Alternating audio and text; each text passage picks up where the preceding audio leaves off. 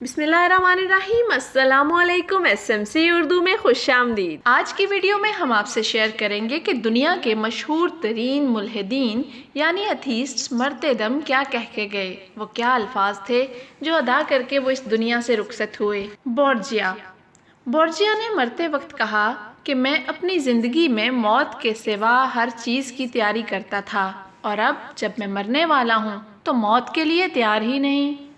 Thomas Hobbes یہ ایک سیاسی فلسفی تھا۔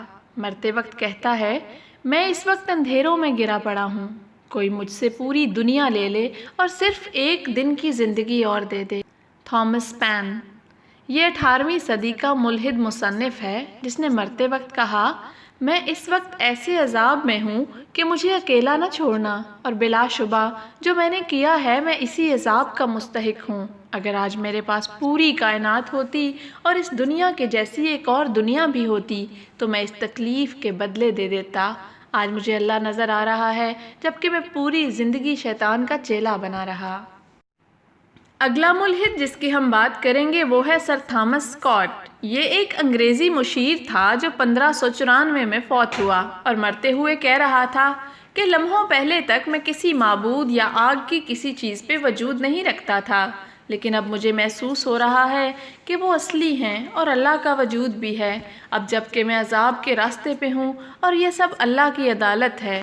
والٹیئر یہ ایک فرانسیسی فلسفی ملحد تھا جس نے اپنے معالج ڈاکٹر فوکن کو مرتے وقت اپنی بات کی ہدایت کرتے ہوئے کہا کہ اگر تم مجھے 6 ماہ زندگی اور صحت اور دے سکو تو میں تمہیں اپنے پاس موجود آدھی دولت دے دوں۔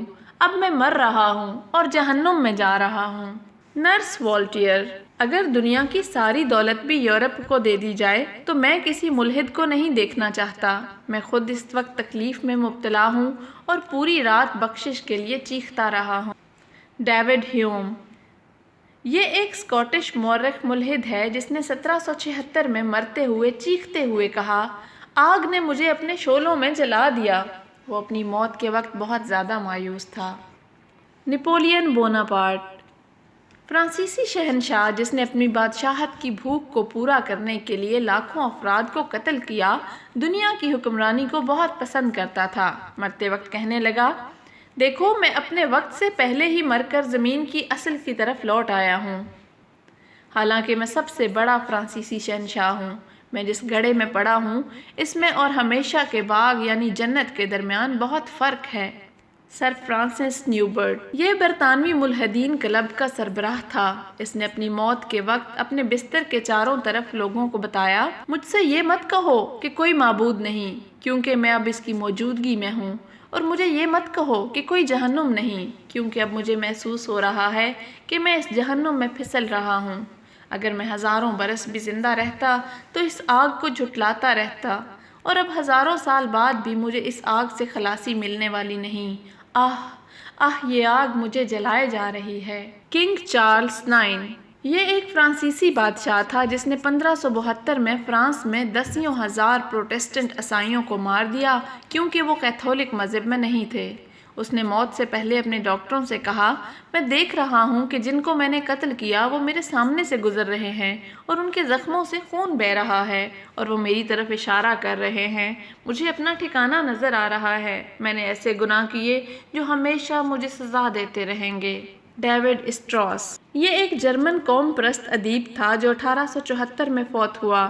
مرتے ہوئے کہنے لگا، میرے فلسفے نے مجھے ذلیل کر دیا اور میں اس وقت اپنے آپ کو دانتوں والی مشین کے جبڑے میں محسوس کر رہا ہوں جو مجھے کسی بھی لمحے کچل دے گی۔ امریکی میگزین نیوز ویک کو دیے گئے ایک انٹرویو میں کمیونسٹ جوزف اسٹالن کی بیٹی نے اپنے والد کے انتقال کے وقت کی بات کرتے ہوئے کہا، میرے والد کی موت بہت خوفناک تھی۔ اس نے اپنی موت کے لمحے اپنی آنکھیں کھولیں، پاگل اور غسیلی نظروں سے وہاں موجود لوگوں کو دیکھا اور اپنے بائیں ہاتھ سے ہمارے اوپر اشارہ کیا کہ کوئی چیز مجھے آگ میں دھکیل رہی ہے۔ ایسی موت احساس محرومی کی علامت ہے۔ اینتون لیوی چرچ آف شیطان کا بانی اور بائبل آف شیطان کا مصنف جو 1997 میں فوت ہوا، روتے ہوئے کہنے لگا، یہ میں نے کیا کیا؟ میں نے ایک بہت بڑی غلطی کی۔ وہ بار بار اللہ تعالیٰ سے مغفرت اور استغفار کر رہا تھا۔